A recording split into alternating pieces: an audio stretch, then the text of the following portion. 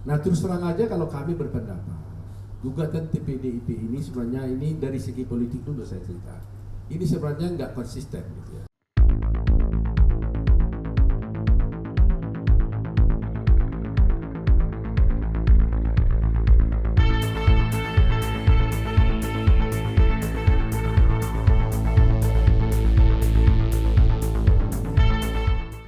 Dan ini masih terseret juga dalam gugatan yang dilayangkan ke PT UN itu.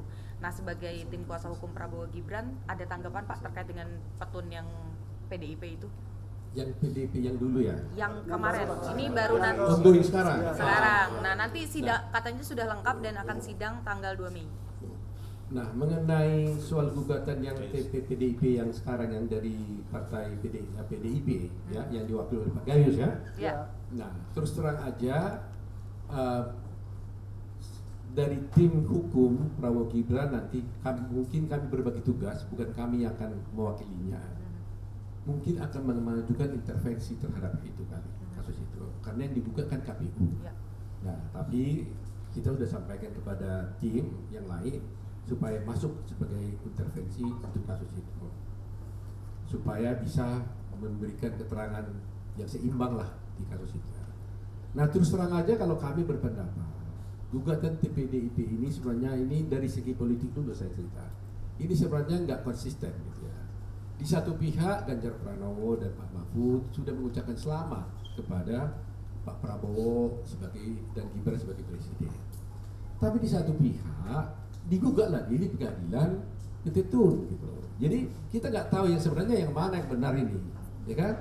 Ya, kalau memang sudah selamat ya sudah selesai dong persoalannya. Mari kita bangun bangsa ini dengan baik.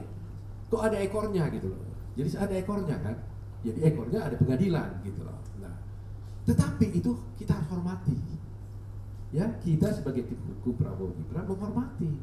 Ya, karena mereka ucap selamat kita terima. Dan mereka menggugat juga, ya kita terima juga, kita akan coba lihat gitu. Nah dari segi hukum, menurut kami gugatan itu sebenarnya sudah tidak tepat, gitu. Karena bagaimana ya pengadilan TUN bisa menguji putusan MK? Kan dua lembaga yang terpisah.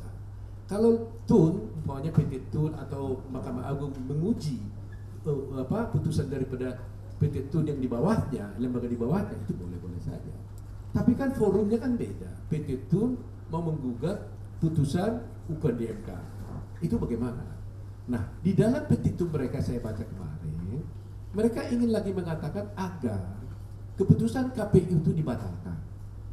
Kira-kira begitu ya persisnya. Ya, keputusan KPU itu dibatalkan. Kan ini tidak mungkin, kan ini sudah diuji di MK. Kan ini diuji.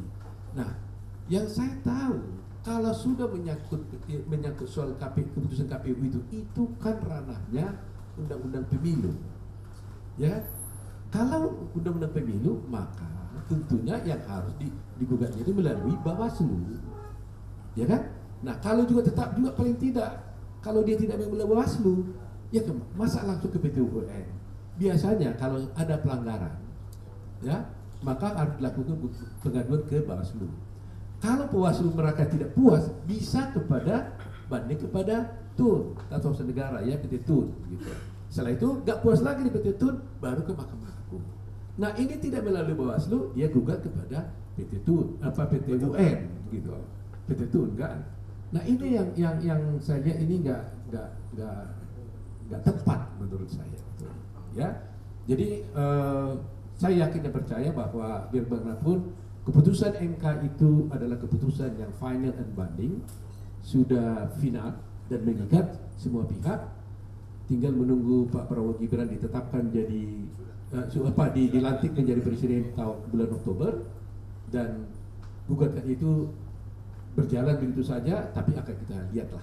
Jadi kemungkinan besar akan ditolak di PT UN ya Pak? Kalau saya memperhitungkan dari segi ilmu, ya, dari segi praktek di peradilan, saya kira paling tidak mungkin itu tidak diterima kalau tidak ditolak, ya kan? Perbedaannya ditolak dan tidak terima itu begini.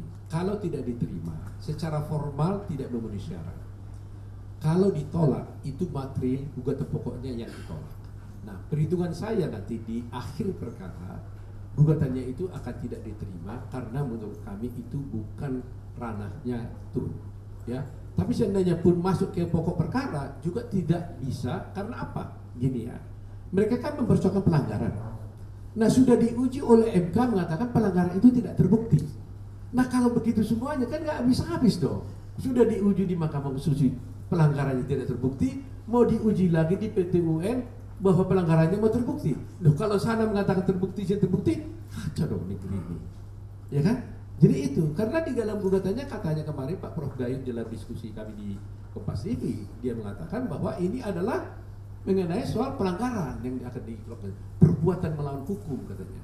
Nah, perbuatan melawan hukum ini, pelanggaran itu sudah diputus, sudah dipertimbangkan oleh MK, jadi sudah final gitu loh. Hasilnya game is over lah menurut saya. Oke. Gitu ya. Ya, terima kasih ya. Terima kasih.